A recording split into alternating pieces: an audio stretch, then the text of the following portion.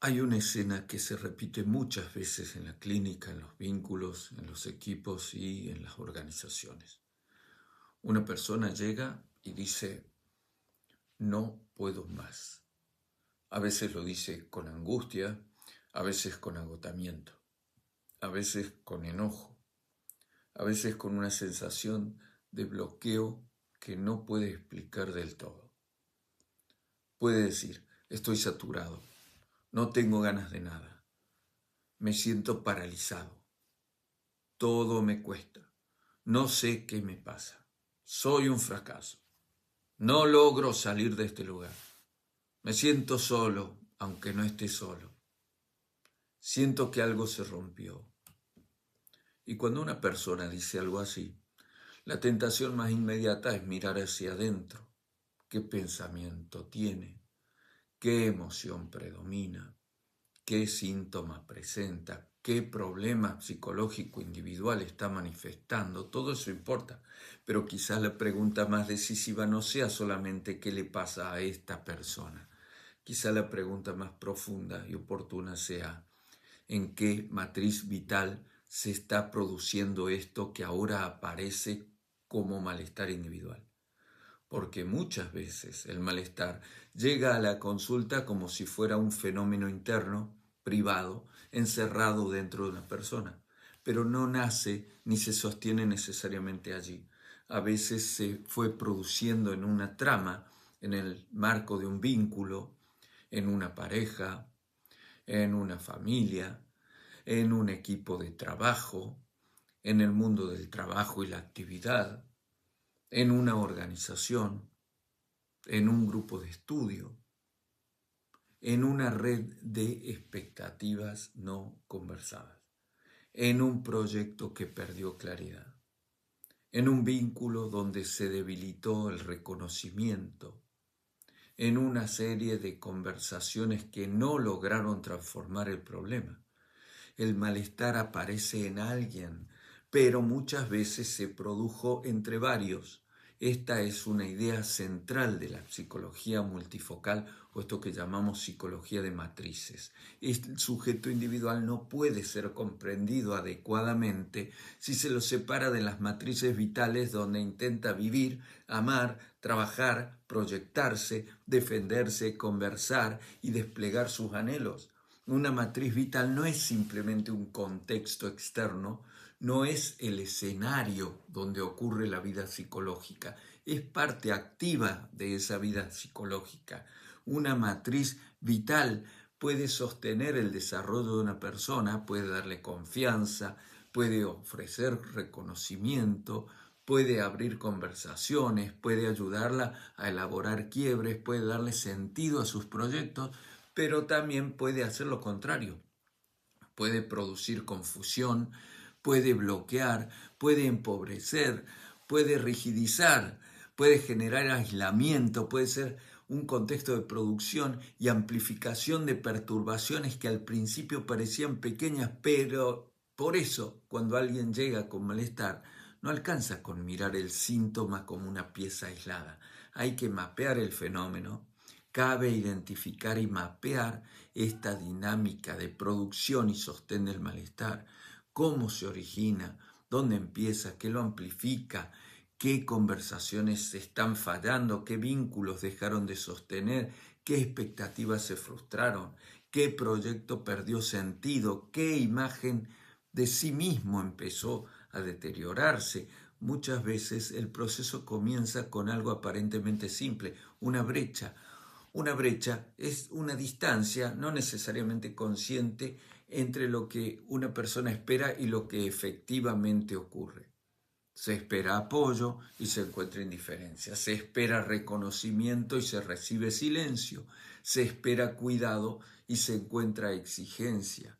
Se espera claridad y aparece ambigüedad. Se espera colaboración y se termina uno haciendo cargo solo. Se espera una conversación y se recibe una acusación. Se espera que el otro entienda y el otro no entiende. En principio, las perturbaciones pueden parecer menores. Un mensaje no respondido, una tarea incumplida, un gesto de desconsideración, una promesa ambigua, una expectativa que nadie explicitó, un pedido que fue escuchado como ataque, un silencio que empezó a sentirse como abandono. Pero la vida psicológica no se organiza solo por la magnitud objetiva de los hechos, se organiza por el significado que esos hechos adquieren en el individuo y dentro de una matriz determinada. Una misma situación puede ser insignificante en un vínculo de confianza, pero profundamente perturbadora en un vínculo donde ya se acumularon decepciones. Una conversación puede pasar desapercibida en un clima de validación y convertirse en herida en un clima de amenaza. Un silencio o una dificultad de entendimiento puede no significar nada, o bien puede confirmar una narrativa interna de desvalorización. Por eso, pequeñas perturbaciones no siempre quedan en el punto donde empezaron. A veces empiezan a moverse, se cargan de emoción, se cargan de interpretación, se vinculan con experiencias previas, se conversan mal o no se conversan, se acumulan, se repiten, se vuelven cada vez más difíciles de procesar y entonces las brechas se transforman en quiebre. Y el quiebre no es simplemente un problema, es una alteración en la manera en que una persona venía organizando su experiencia. Hay algo que deja de poder seguir siendo vivido como antes. La persona empieza a plantearse de manera no necesariamente consciente: esto así no puede seguir. ¿Por qué tengo que aceptar esto? ¿Qué significa que me traten de esta manera? ¿Qué dice esto de mí? ¿Qué estoy haciendo con mi vida? ¿Qué futuro tiene este vínculo? ¿Qué sentido tiene seguir esforzándose acá? El quiebre introduce una discontinuidad. Lo que antes se acomodaba, ahora pesa. Lo que antes se toleraba, ahora irrita. Lo que antes se explicaba, ahora se vuelve insoportable. Y lo que antes parecía parte de la vida cotidiana, ahora empieza a vivirse como señal de algo más profundo. Y en ese momento se abre una bifurcación. El quiebre puede o bien convertirse en una oportunidad de reorganización generativa, o puede convertirse en el inicio de un patrón de bloqueo. La diferencia no depende solo de la fortaleza individual, depende también de la matriz. Depende de la calidad de conversaciones posibles. Depende de la calidad de escucha posible, depende si hay reconocimiento, de la gestión anímica, depende si hay capacidad deliberativa, depende de si el vínculo puede metabolizar la perturbación, depende de si el proyecto puede reconfigurarse, depende de si el vínculo, la organización, la pareja, la familia o el equipo tienen recursos para procesar lo que ocurre. Cuando la matriz no logra elaborar el quiebre, la perturbación empieza a amplificarse. Este es el punto central de este video. El malestar arraigado no siempre surge por una causa única y evidente. Muchas veces se produce por amplificación progresiva de perturbaciones. Una perturbación comienza en un punto, pero luego se propaga hacia otros niveles. Puede comenzar con una interacción operacional. Alguien no hizo lo que había prometido, alguien no cumplió una tarea, alguien no colaboró, alguien no respondió como se esperaba. Pero después la perturbación salta al plano deliberativo. Se intenta hablar, pero la conversación sale mal. Uno se queja, el otro se defiende. Uno pide explicación, el otro escucha acusación. Uno intenta plantear una inquietud y el otro lo vive como rechazo. Uno expresa malestar, el otro devuelve un juicio. Entonces ya no hay solo una brecha en la operación. Ahora hay una conversación fallida. Y una conversación fallida puede ser más perturbadora que el hecho inicial.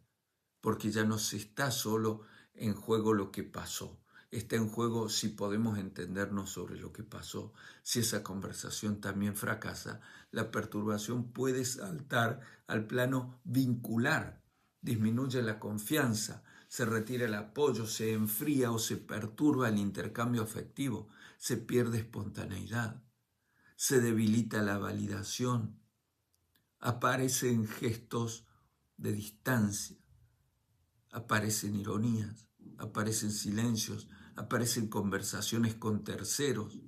La persona deja de hablar con el otro y pasa a hablar del otro. Y cuando deja de hablar con el otro para empezar a hablar del otro, algo de la matriz se altera profundamente.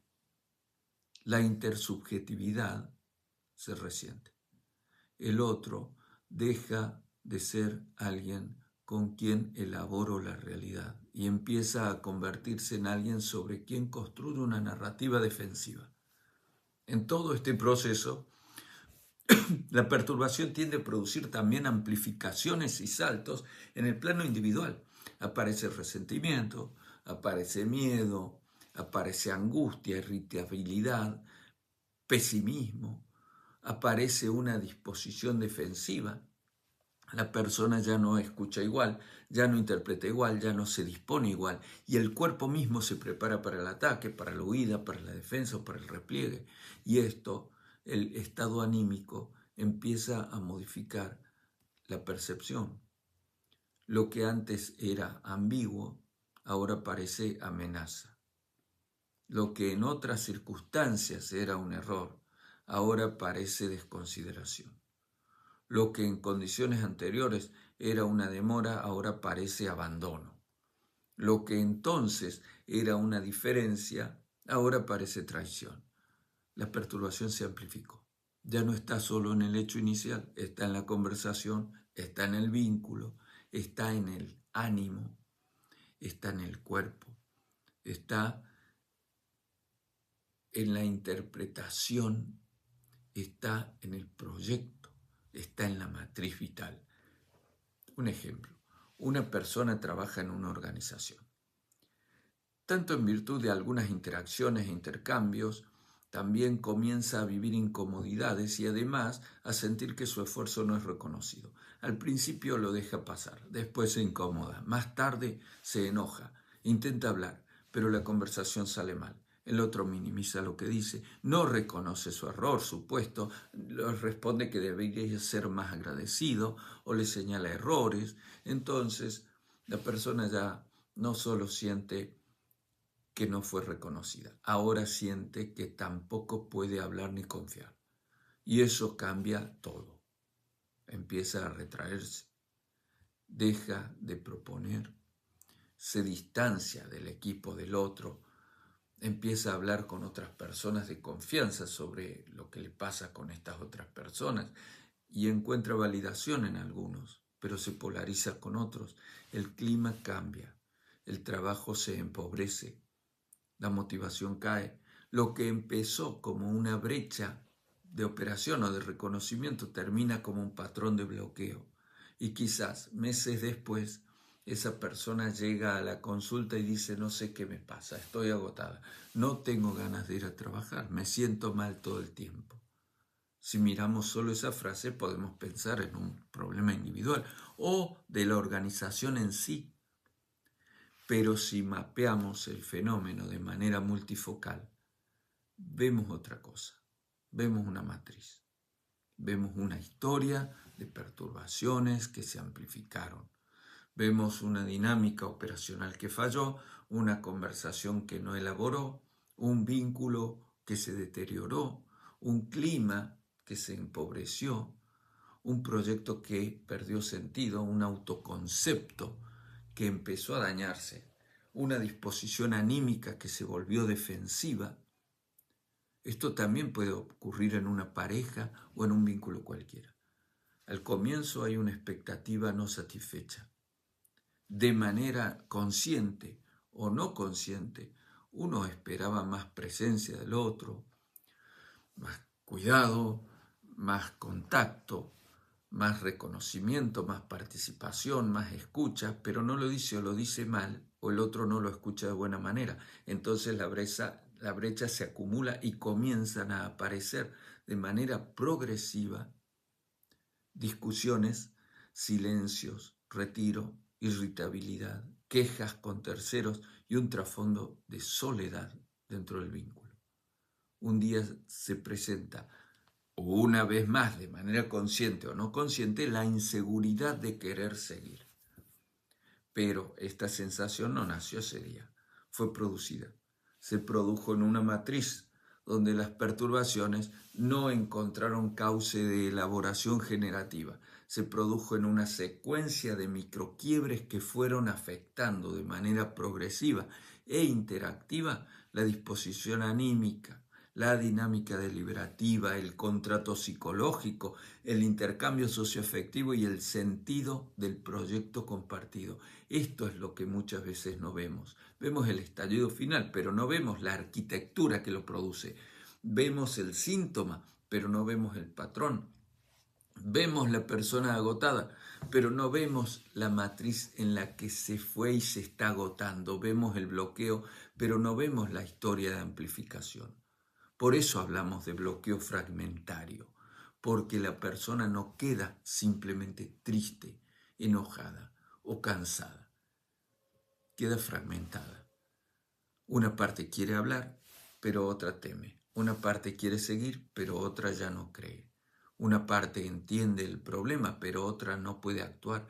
Una parte busca sostener el vínculo, pero otra se protege. Una parte desea proyectarse, pero otra no ve futuro. La fragmentación individual suele expresar también una fragmentación en la matriz. No se conversa lo que sería oportuno conversar. Y los intentos de conversación, lejos de ayudar, producen más distancia y un trasfondo de no entendimiento. No se reconoce lo que sería bueno reconocer, no se repara lo que debería repararse, no se reorganiza lo que debería reorganizarse. Y entonces el patrón se estabiliza. Esta es una idea importante. Los patrones de bloqueo no resultan un fenómeno puramente individual. Se sostienen porque distintos componentes comienzan a acoplarse y a reforzarse de manera recíproca. Se retroalimentan entre sí el modo de conversar, el mal ánimo, el intercambio afectivo, la claridad vincular, el proyecto, el deseo, las representaciones del otro y de sí mismo, y la imagen de sí afectada se vuelve difícil de afrontar, y así se configura una causalidad recíproca. No hay causa simple, hay una red de componentes que se refuerzan mutuamente.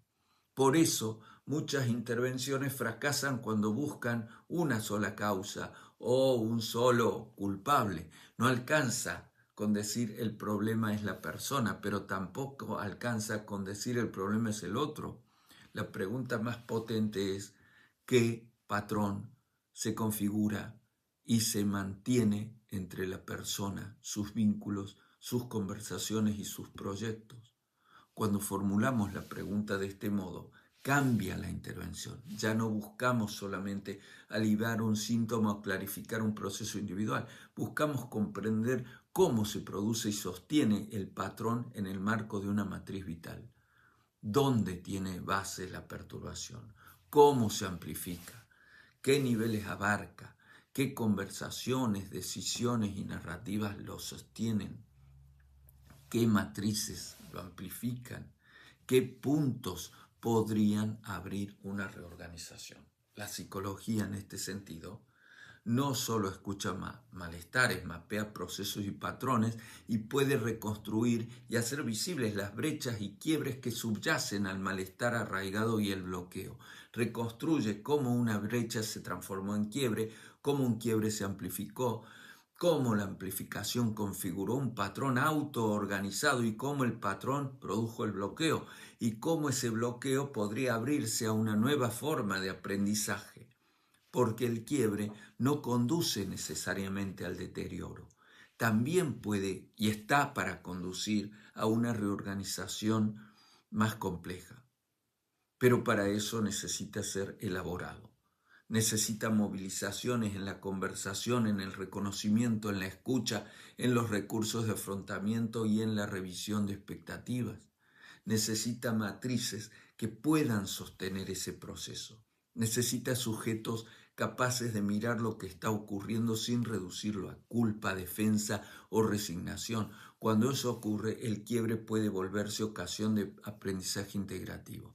Pero cuando no ocurre, el quiebre se rigidiza y entonces aparece el malestar arraigado en el individuo y en la matriz, no como accidente, sino como resultado de una historia de perturbaciones no elaboradas. Por eso, cuando alguien llega a la consulta diciendo no puedo más, quizás no esté trayendo solamente un síntoma o un proceso individual. Quizás está trayendo una matriz que necesita ser comprendida.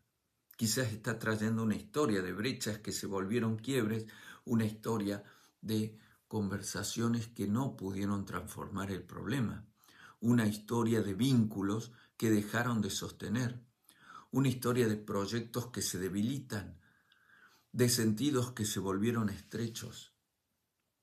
Y allí aparece una tarea decisiva para la psicología contemporánea: no reducir el malestar a una falla interna, no reducirlo tampoco a una culpa externa, sino aprender a ver el patrón, ese patrón invisible donde se encuentran el individuo, el vínculo, la conversación, el proyecto, el ánimo y la organización concreta de la vida. Porque muchas veces aquello que parecía encerrado dentro de una persona era en realidad la expresión viva de una trama. Y cuando aprendemos a mirar esa trama, algo cambia. Donde antes había solo síntoma, empieza a aparecer proceso. Donde antes había solo confusión, empieza a aparecer arquitectura.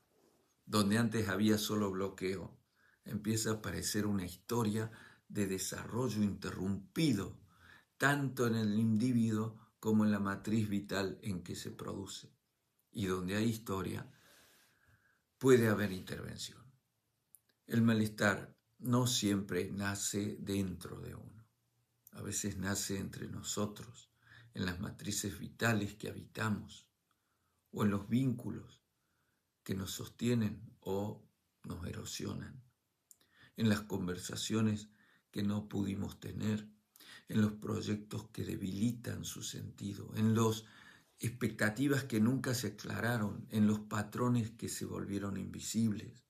Pero justamente por eso también puede transformarse allí en nuevas conversaciones, en nuevas formas de reconocimiento, en nuevas maneras de afrontar, individualmente o vincularmente, en nuevas matrices de plausibilidad, en nuevos modos de procesar el quiebre, en nuevas modalidades de vínculo con los otros y con uno mismo.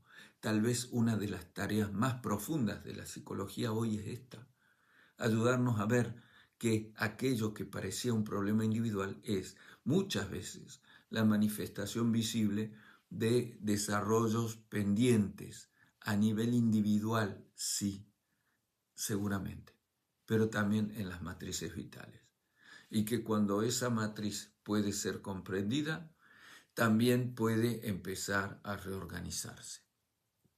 Si llegaste hasta aquí y este video te resultó interesante, te invitamos a darle like, a suscribirte y a poner algún comentario que nos aporta mucho. Muchas gracias. Hasta la próxima.